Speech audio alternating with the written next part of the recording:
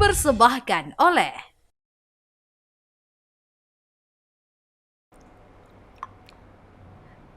Udah mulai ya? Sebentar ya, sebentar. Tak minum dulu, ini hausnya luar biasa. Oh. Emang kalau ngomongin soal air, pemirsa, ini siapa yang nggak butuh air? Semua orang butuh air. Buat minum, pasti butuh air kan. Terus juga buat cuci-cuci, buat apa lagi ya?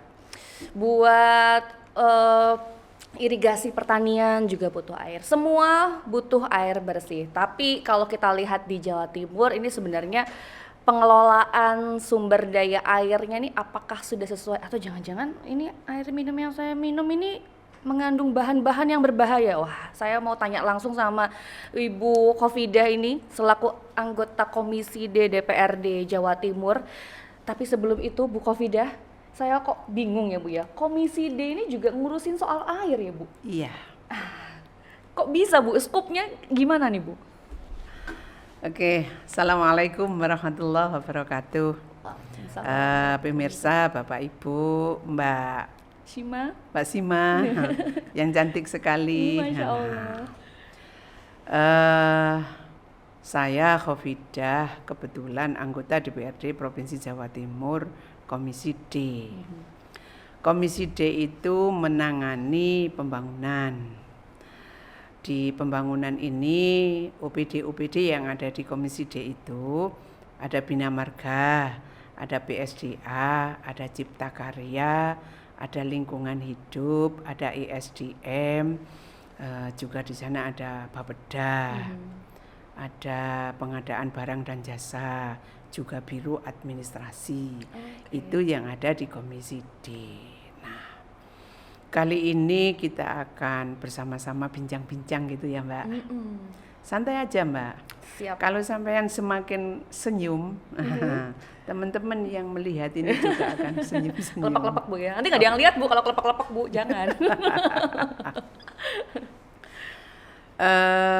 Kita patut bersyukur dan bangga sebenarnya menjadi warga Jawa Timur. Jawa Timur ini termasuk provinsi di Indonesia yang menjadi provinsi unggulan setelah DKI Jakarta. Wilayahnya luas, penduduknya banyak, potensi alamnya luar biasa, penduduknya padat, permasalahannya juga banyak. Juga banyak. Kali ini kita akan berbincang-bincang tentang pelestarian sumber daya air. Air ini merupakan salah satu kebutuhan manusia dan kebutuhan apapun. Maka ketika kita yang di rumah itu air PDAM itu mampet, wah bingung sudah. Betul. Bingung sudah. Tapi terkadang orang juga menggunakan air berlebihan. Tidak ada sisi kemudian pemikiran air ini habis bagaimana. Kalau air ini salurannya mampet, mati, sumbernya terhenti, jarang berpikiran seperti itu. Pokoknya kepinginnya hari ini merasa senang, merasa bangga dibarengi dengan rasa syukur karena Jawa Timur makmur dengan air ini.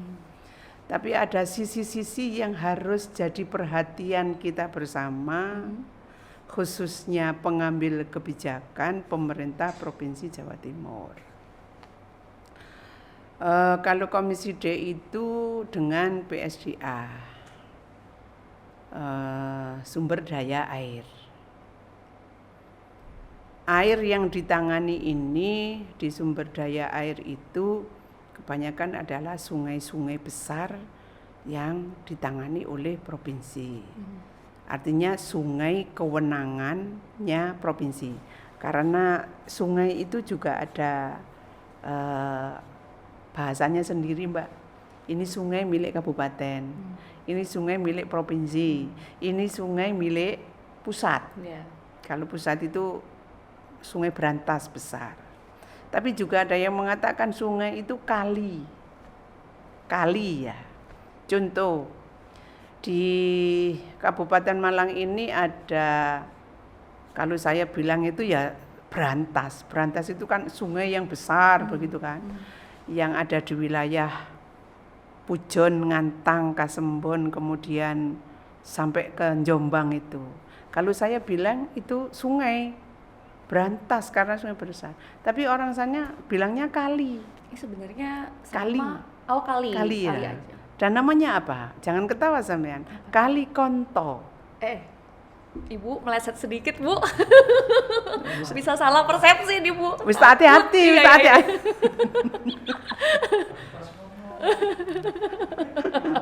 Iya. Baru lagi insight. Jadi baru. ada sungai Berantas. Tapi orang bilang ada itu bukan sungai Berantas, tapi kali. Makanya disebut Kali Konto. Oke. Nah, kebijakan yang dibuat oleh Provinsi Jawa Timur hari ini adalah kemarin saya beberapa komunikasi ya. Satu, sungai-sungai yang miliknya provinsi itu harus dipelihara baik. Dipelihara baik itu karena rata-rata penggunanya dari sungai yang dimiliki provinsi itu adalah untuk pertanian. Lah di Jawa Timur ini menjadi pemasok hasil pertanian terutama padi itu nomor 2 se-Indonesia. Betul. Sehingga pertanian ini masih menjadi ikon besar untuk Provinsi Jawa Timur. Hubungannya pertanian itu agar hasilnya bagus tetap didukung oleh bagaimana sungai air itu memenuhi kebutuhan untuk pertanian. Air ini tidak saja kebutuhannya untuk pertanian, bisa juga hampir semua lini kegiatan itu ya butuh air. Di rumah tangga butuh air, di perusahaan butuh air, di rumah sakit butuh air, di pertanian butuh air, di apapun butuh air. Lah air ini bisa bersumber dari sumber mata air memang asli. Yang kedua berasal dari air hujan. Nah, sumber-sumber yang ada ini tetap harus dilestarikan. Pelestarian sumber ini tidak saja pelestarian pada sumber itu, tapi bagaimana kita menggunakan air itu dengan benar. Menggunakan air dengan benar. Jangan boros-boros gitu. Ya, jangan boros-boros menggunakan air, menggunakan air secukupnya. Saya itu malah ketika diskusi itu ada yang nyampaikan. Orang mencuci mobil itu kalau menggunakan air dengan selang, itu pemborosan. Kok bisa, Bu? Iya. Seharusnya mencuci mobil itu dengan air di dalam timba, pakai bak. Lah, nggak bersih dong, Bu, tapi. Bersih, bisa itu. Kok bisa, Bu? Nah, ada yang melakukan itu termasuk pemborosan. Nah, kalau sampean pernah melakukan itu berarti sampean juga termasuk melakukan. Saya biasanya mandi sih, Bu. Mandi yang jebar-jebur. Nah, itu, Bu. Itu juga pemborosan. Boros juga ternyata ya. Iya. Panas, Bu, Surabaya. Jadi kayak mandi bolak-balik tuh seger banget kan rasanya. Betul. Jadi rasa seger menggunakan air itu tidak tergantung pada banyaknya air. Ya kan, tidak tergantung pada banyaknya air. Nah, sekali lagi syukur kita ini ada di Jawa Timur. Sumber daya air luar biasa melimpah. Tapi itu kita lihat secara umum. Di sisi lain ketika musim kemarau itu juga ada kekeringan. Kekeringan apakah untuk pertanian? Juga kekeringan air bersih untuk kebutuhan rumah tangga. Nah, maka apa yang harus kita lakukan? Satu, kita harus melakukan penghematan terhadap penggunaan air. Termasuk tadi yang saya katakan mencuci mobil. Jangan pakai selang itu. Terus ketika kita menggunakan keran, ketika selesai langsung dimatiin. Ojo keran hidup ditinggal. Ini ya saya terkadang juga pernah begitu. Mengakui ya. Nah, ini pemborosan, itu pemborosan. Jadi penghematan harus dilakukan. Nah, kemudian yang kedua, selain penghematan, kita harus menjaga sumber-sumber air atau aliran-aliran air itu dari pencemaran. Membuang sampah pada saluran air. Ini menjadikan pencemaran sehingga sumber air itu juga akan terganggu. Kemudian kita harus melakukan penghijauan di sumber-sumber air itu dengan menanam kembali pohon-pohon supaya sumbernya terjaga. Kita harus melakukan sosialisasi dan pendidikan kepada masyarakat terkait menjaga sumber air dan menggunakan air ini bagaimana. Ini penting. Hari ini yang banyak kita lihat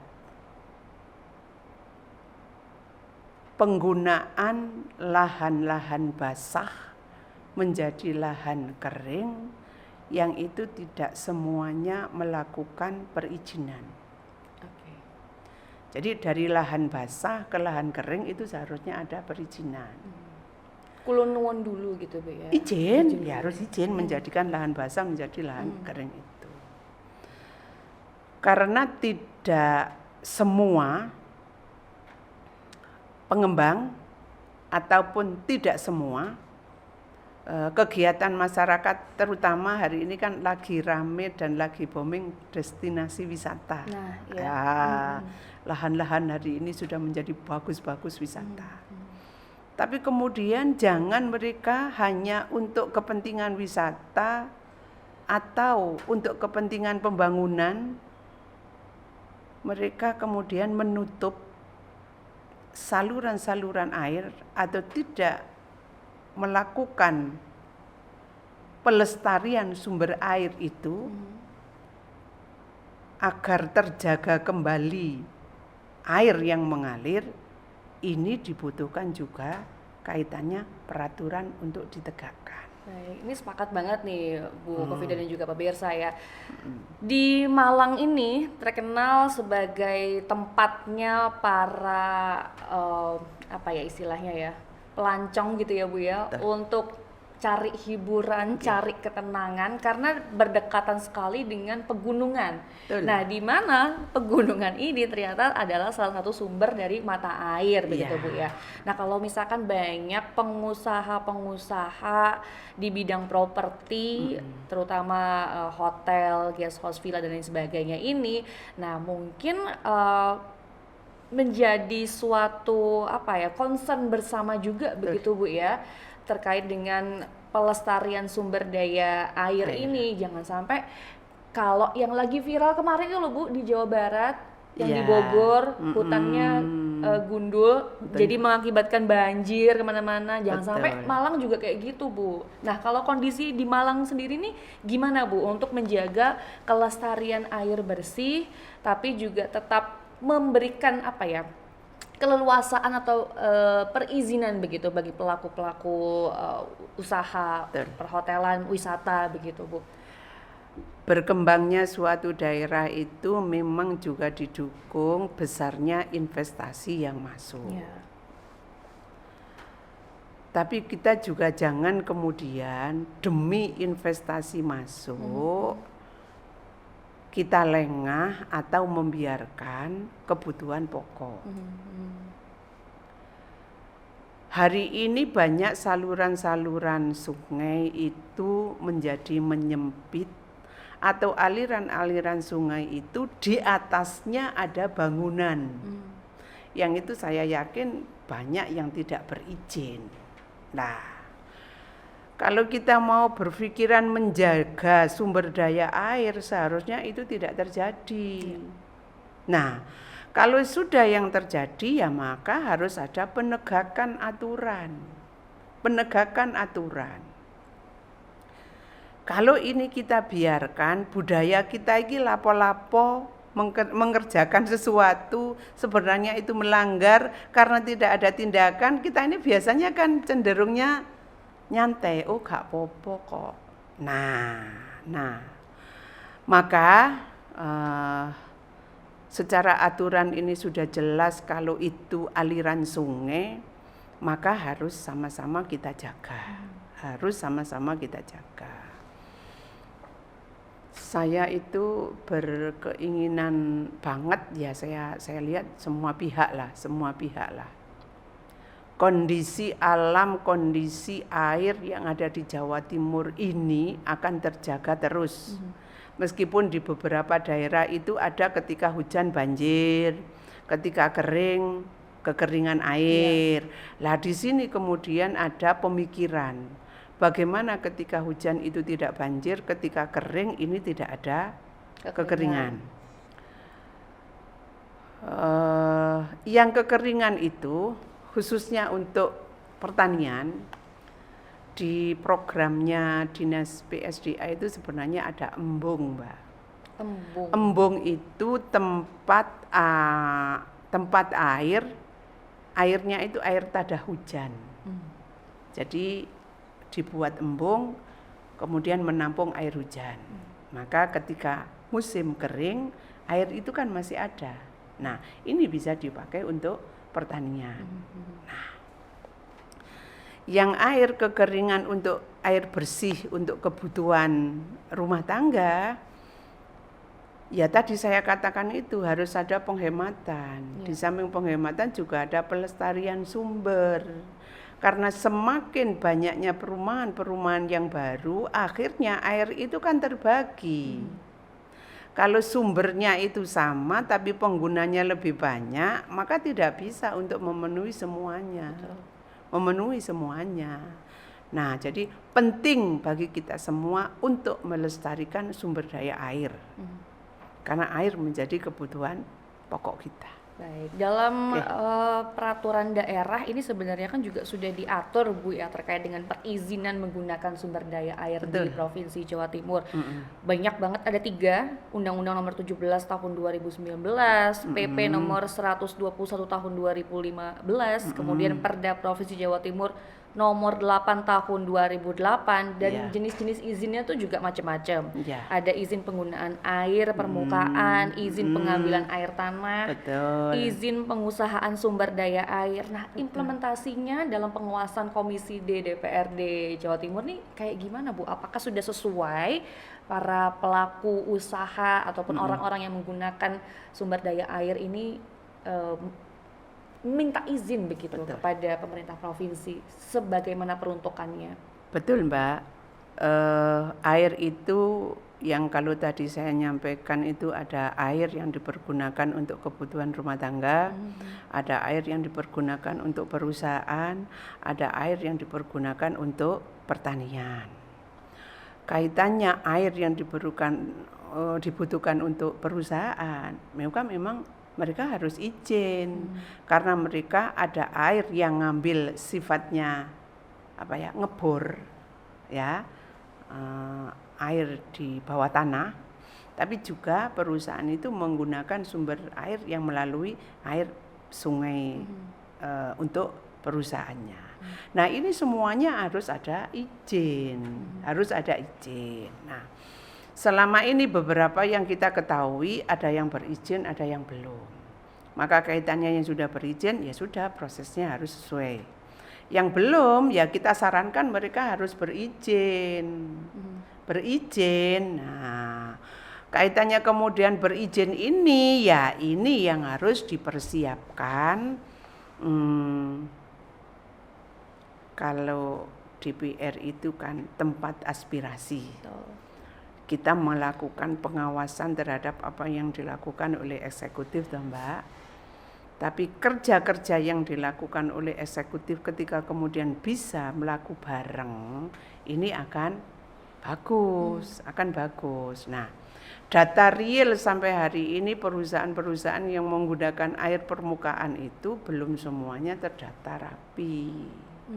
Nah, ini yang kemudian kaitannya melestarikan sumber daya air itu kita mengajak kepada semua pihak. Jangan hanya sisi mencari keuntungannya saja, tapi kepentingan jangka panjangnya ini yang harus kita perhatikan. Sehingga Ya, ini tadi pihak pemerintah, pihak masyarakat, pihak pengusaha harus mau secara terbuka mereka melakukan hal yang benar. Ya intinya win-win solution. Betul. Bagaimana pelaku usaha ini juga happy, betul, dapat iya. untung, dapat benefit, pemerintah provinsi juga dapat benefit dari banyaknya investasi yang Betul. masuk. Tapi gimana caranya juga biar lingkungan itu tidak tercemar karena Lah. mungkin airnya dikeruk terus. Betul. Tapi mungkin masyarakat Jawa Timur juga masih ada yang belum paham begitu Bu terkait dengan air itu kan pemberian Tuhan, kenapa harus izin gitu? Betul. Sumber dayanya juga dari gunung misalkan, kenapa harus ada izinnya? Itu kan dari Tuhan gitu. Betul Mbak. Kalau konteksnya semua menjawab ini semua adalah milik Allah, selesai. Bubar. Tapi kan di dalam Undang-Undang Dasar 1945 itu kan berbunyi bahwa kekayaan alam termasuk di dalamnya itu air dikelola oleh pemerintah. Kalimatnya adalah supaya pemerintah mengatur. Nah, kalau diatur karena posisinya ini berbeda, kebutuhannya juga berbeda. Ketika aturan ini jelas semua aturan itu banyak yang memihak kepada masyarakat. Nah, ketika ini ditegakkan, maka tidak ada kesenjangan. Artinya kelestarian air itu tetap terjaga, kebutuhan ini terpenuhi. Tidak ada kemudian ini di wilayahku, ini milikku, terserah aku. Ya, kalimat itu terkadang kemarin kan Mbak rame-rame itu gak manut aturan Indonesia metuwo teko Indonesia. Siapa tuh Bu yang bilang Bu? Ndak itu kan guyonannya ya, Iya. itu kan guyonannya. Jadi saya merasa bahwa semakin hari ini masyarakat semakin pinter.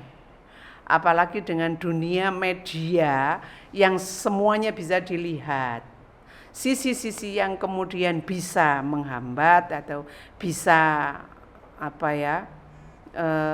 menimbulkan kecemasan kita di masa yang akan datang, atau sisi-sisi kalau kita ini kekurangan air di masa yang akan datang ini bagaimana, ini juga harus jadi pemikiran kita. Tidak saja pada pemerintah tapi semuanya. Jadi gerakan ini harus kita lakukan gerakan bersama. Maka kalau zaman dulu itu kan ada gerakan gotong royong ya Mbak. Kalau hari ini gotong royong itu kemudian dimunculkan kembali, saya sangat setuju. Gotong royong kaitannya bersih lingkungan, termasuk di dalamnya saluran air. Ada di beberapa tempat. Ini sungai Mbak, saluran air, tapi di atasnya itu rumah. Ini ada. Pernah sih Bu nemu kayak gitu Bu. Itu ternyata nggak boleh ya Bu ya? Nggak boleh. Bahkan kalau ini ada sungai, di sini ada sepadan sungai. Minimal 3 sampai 6 meter itu tanah itu milik sungai. Tapi hari ini kan banyak ini sungai kemudian ini diplengseng langsung jadi rumah. Iya. Nah, ini juga membutuhkan ketegasan pengarahan dari pihak pemerintah kepada pengguna-pengguna ini. Supaya apa? Kembalinya ya kepada saluran air biar terjaga tadi itu. Nah, kalau terjadi banjir misalnya longsor gitu kan. Misalnya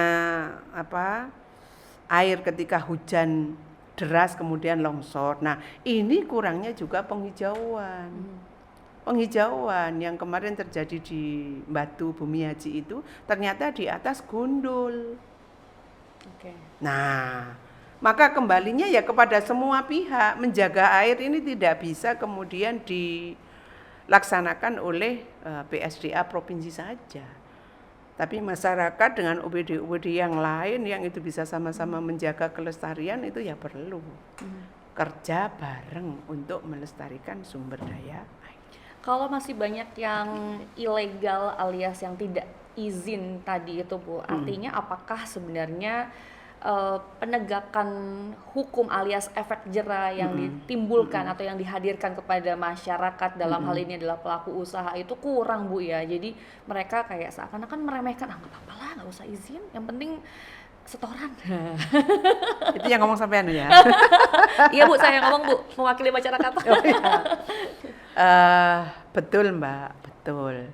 Jadi kesadaran akan aturan yang berlaku itu harus dipahamkan ke masyarakat. Kemudian pihak penegak hukum, pihak-pihak yang punya kewajiban untuk menegakkan itu juga harus benar-benar tegas. Sehingga kalau itu dilakukan tegas, maka tidak ada kalimat itu tadi, meskipun itu setoran. sudah memasyarakat. Iya, memasyarakat betul. Jadi kadang kita itu prihatin sebenarnya Pak. Kadang itu kita prihatin. Kita yang di bawah menolak. Ini kok begini. Nggak apa-apa soalnya wong iku. Lah kan repot. Tapi kaitannya kita diskusi hari ini Mbak, kita mengajak kepada masyarakat. Kita memohon dan kita memberikan aspirasi lah bahasanya kepada pihak pemerintah. Bahwa air ini menjadi kebutuhan pokok kita. Sumber-sumber yang ada itu harus dilestarikan, harus dijaga. Yang kita ini pengguna air juga sama. Jangan merasa air berlebihan kemudian kita menggunakannya juga seenaknya sendiri. Ini jadi kalau itu sudah ketemu maka klop. Nah, air ini akan terjaga. Baik, kalau gitu sebenarnya balik lagi ini Bu ya, kalau kita mau telisik lebih dalam lagi terkait dengan hal-hal yang berbau lingkungan, ini sebenarnya memang kerjasama bersama, tapi perlunya lagi yang namanya peningkatan akhlak masyarakat Jawa Timur ini juga perlu digalakan lagi gitu ya.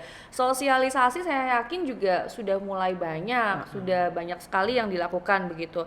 Tapi terkait dengan konservasi air dan perlindungan daerah resapan ini, kemudian apakah sudah ada perda alias regulasinya Bu kalau di Jawa Timur ini Bu, bagi entah itu pengusaha atau kelompok masyarakat yang ada di perbukitan, pergunungan begitu Bu. Apalagi Malang ini kan perbukitan ya Bu ya, pegunungan ya, dikelilingi gunung gitu. Makanya tadi saya sampaikan bahwa ketika lahan basah dijadikan lahan kering, itu harus ada perizinan.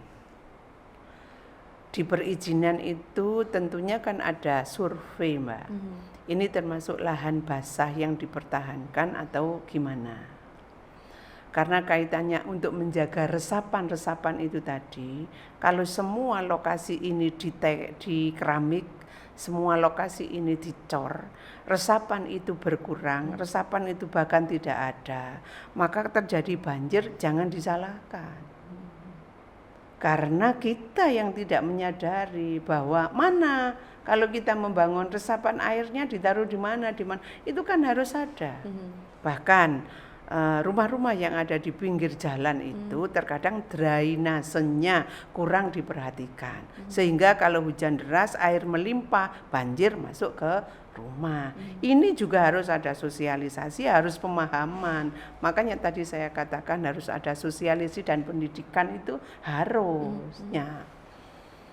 Cuma memang sangat terbatas Mbak. Artinya terbatas apa yang dilakukan oleh pemerintah itu kan kelompok-kelompok tertentu.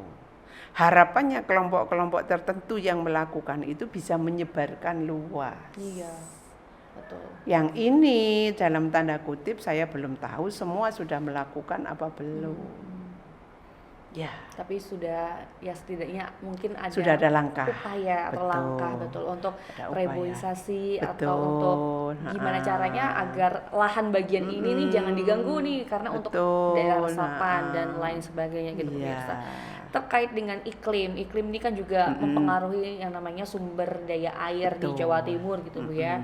Tadi sudah disampaikan sama Bu Kofida kalau Jawa Timur tuh juga atau di Malang Bu sudah punya embung-embung tadi, karena sumber daya air tuh nggak cuma dari tanah tapi juga dari air hujan. Sudah punya embung-embung. Sudah seberapa banyak Bu kalau di wilayah Malang Raya ini masyarakatnya tuh aware sama air bersih, sama sumber daya air yang berasal dari air hujan? Betul. Embung ini belum banyak yang melakukan, karena di daerah-daerah tertentu merasa sumber air itu masih besar. mereka tidak melakukan. Tapi kemudian pemerintah harus berupaya maksimal, terutama di titik-titik ketika kemarau terjadi kekeringan itu. Salah satu cara agar tidak terjadi kekeringan itu ya harus ada embung. Nah, jadi kalau Lamongan, Bojonegoro, Tuban itu seringnya kan terjadi banjir karena ada yang nyampaikan itu karena sungai Bengawan Solo melimpah bla bla bla bla. Tapi ternyata setelah dikaji ulang kembali penyebabnya bukan juga karena Bengawan Solo saja. Tapi di situ ada memang kondisi tanahnya cekung.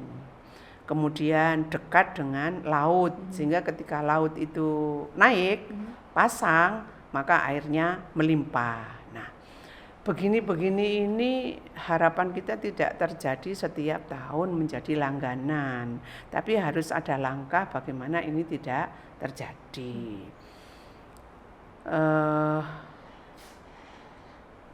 Terutama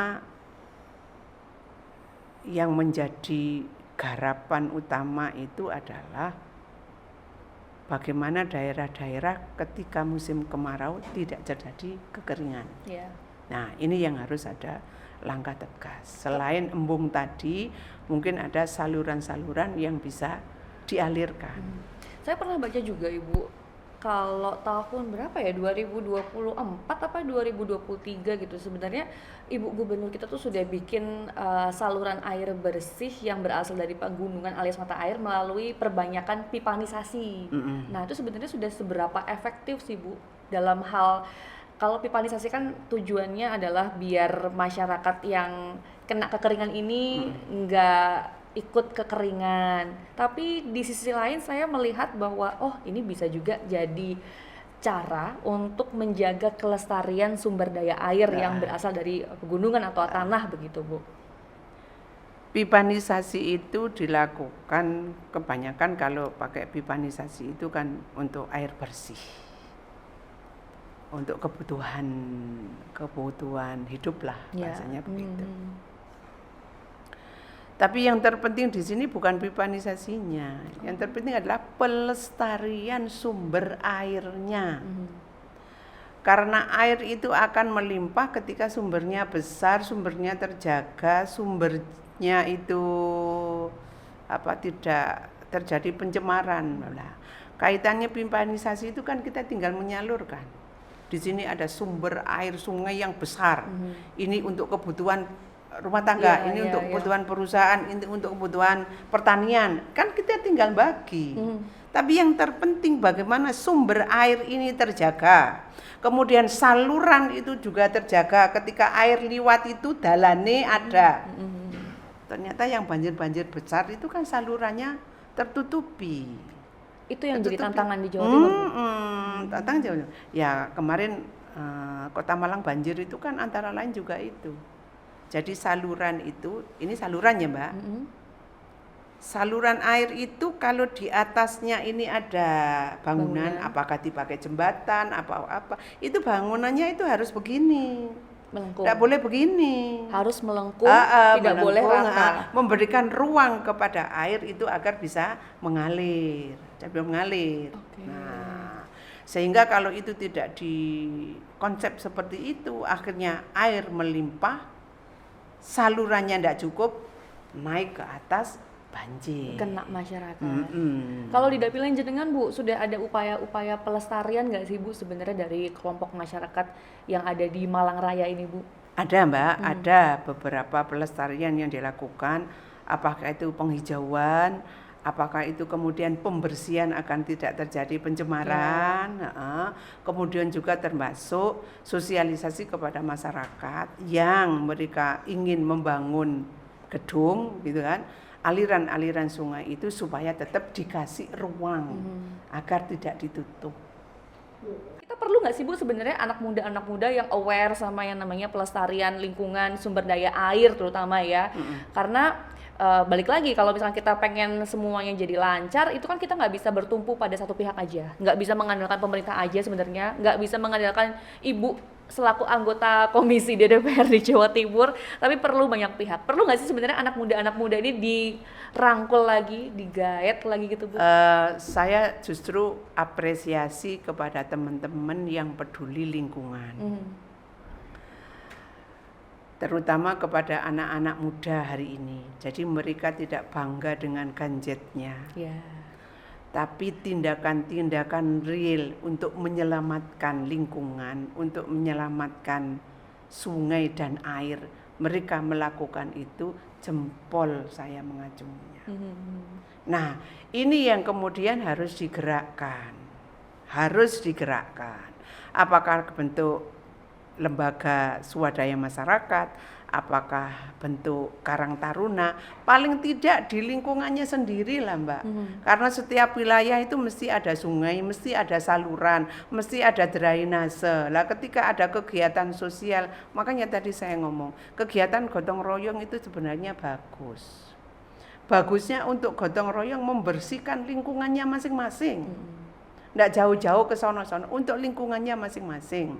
Kalau itu bisa dilakukan, maka tidak ada pencemaran sungai, tidak ada penyempitan sungai, sumber air itu akan terjaga. Ya tentu ini semua ada komando Mbak. Artinya komando itu orang yang punya ahli di bidang itu. Kalau ini mau dilakukan, oh luar biasa. Saya sedang juga ngajak teman-teman, karena di wilayah saya itu juga ada sungai Mbak, yang dipakai untuk pertanian. Kita harus menjaga itu agar pertanian itu tetap terjaga, airnya tetap besar mengalir, bersih. Di luar negeri itu saluran-saluran air itu enggak kayak di sini Mbak. Di pojok sana sampah, di pojok sana batu, mengalir dengan bersih. Maka kemudian selain airnya itu dimanfaatkan untuk pertanian, itu bisa juga dipakai wisata. Jadi kalau kita mau membuat wisata itu ya wisata yang ramah lingkungan, wisata yang ramah terhadap sumber-sumber air. Jangan pandang wisatanya tok tapi itu tidak dijaga. Boleh disampaikan juga Bu ke masyarakat Jawa Timur, ini kan Ibu tergabung dalam Muslimat NU juga nih Bu ya. Terus di fraksi PKB juga pasti punya program-program terkait dengan pelestarian. Ini apa sih Bu sebenarnya program-program di Muslimat NU sendiri ini ada apa enggak sih Bu terkait pelestarian lingkungan atau sumber daya air dan juga di fraksi PKB? Programnya yang ada di Muslimat, malah ngomong Muslimat. Ya nggak apa-apa Bu, biar tahu kalau Ibu ini Muslimat. Di Muslimat itu kan ada bidang-bidang pendidikan, kesehatan, kaderisasi, lingkungan hidup, advokasi. Kaitannya lingkungan hidup ini, ya memang Muslimat itu organisasi sosial keagamaan, maka harus bekerja sama dengan pemerintah setempat. Kita ini melakukan dengan Kabupaten Malang, Bupati Malang ya, pernah kita melakukan itu penghijauan. Penghijauan ini juga rangkaiannya untuk melestarikan alam, juga melestarikan sumber daya air.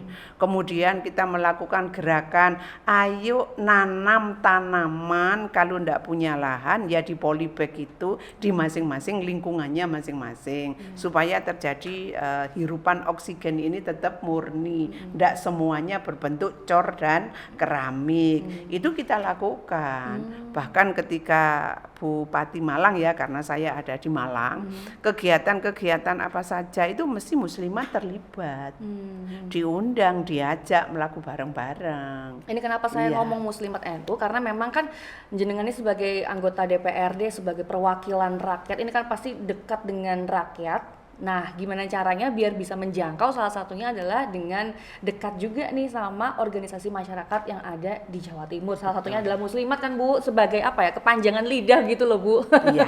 Biar Bu Khofidah ini nggak pusing-pusing gitu Bu. Wah, ini sudah ada wadahnya nih Mbak, enak nih sosialisasinya, gampang kayak gitu. Makanya kita patut bersyukur sebenarnya Mbak, pemerintah tingkat apapun, kabupaten, kota, provinsi, bahkan pusat, dengan adanya organisasi sosial keagamaan yang nama Muslimat amat sangat dibantu.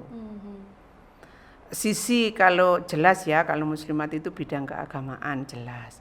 Tapi di bidang lainnya pendidikan, luar biasa. Mereka menjadi relawan, bahkan guru-guru swasta itu semuanya banyak yang dikelola oleh muslimat. Nah, hubungannya dengan pembicaraan kita kali ini, kaitannya muslimat berbuat untuk pelestarian alam, untuk lingkungan, sudah kita lakukan.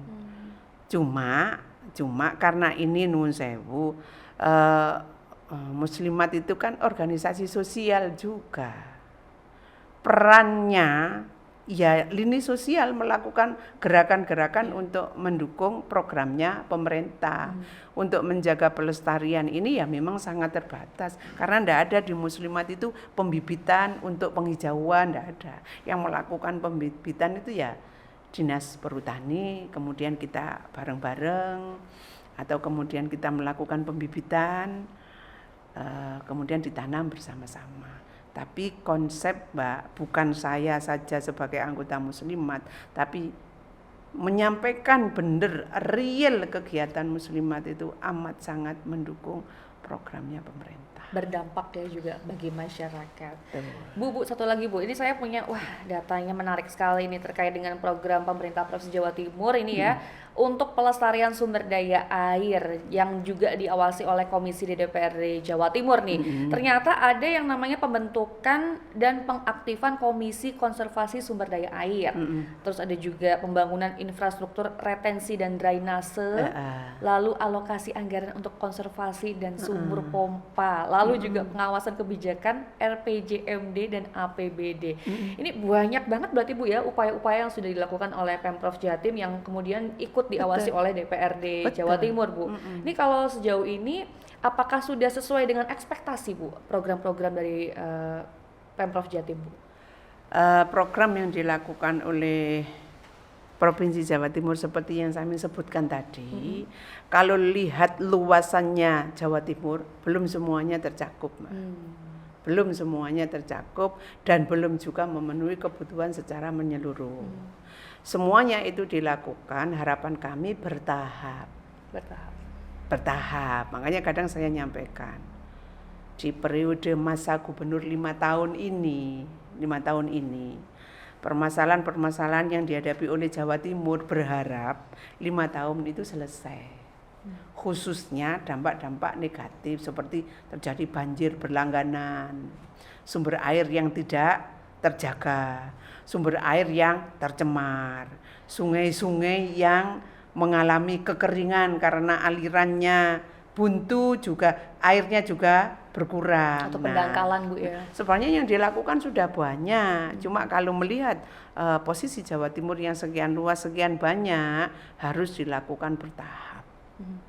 Nggak bisa ini selesai. Nggak bisa. Kadang masyarakat tuh kurang sabar Ibu.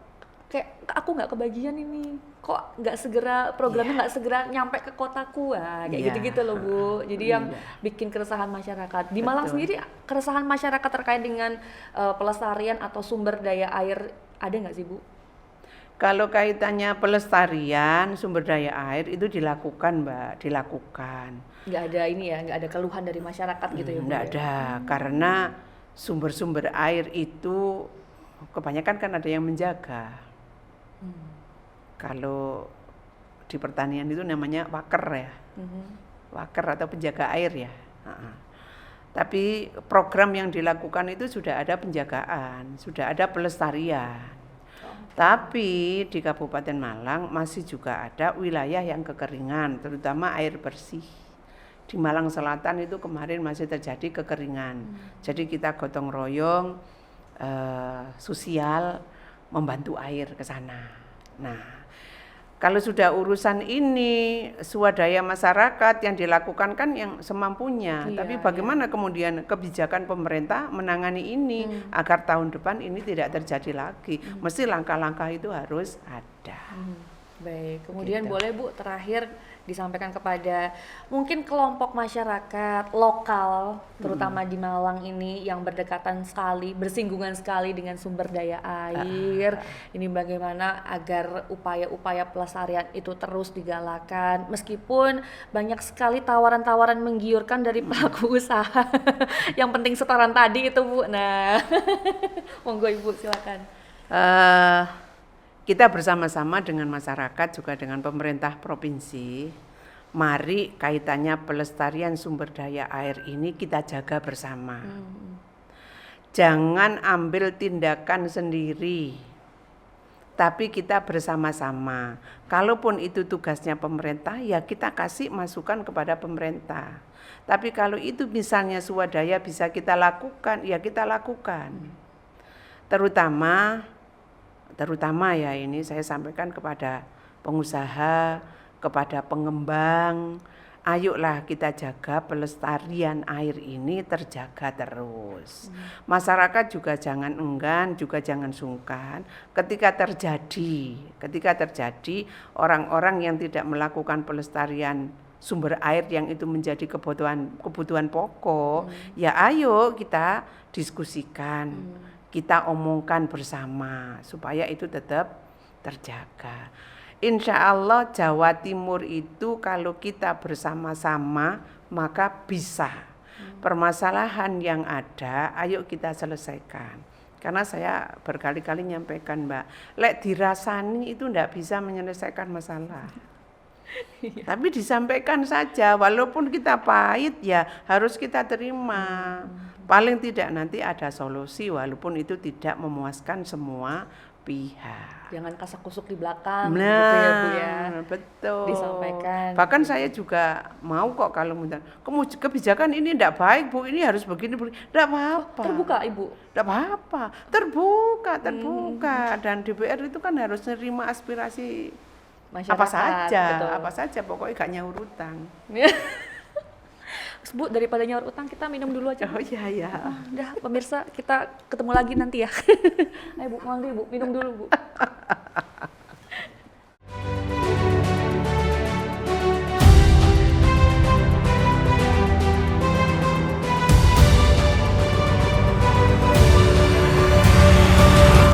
Acara ini dipersembahkan oleh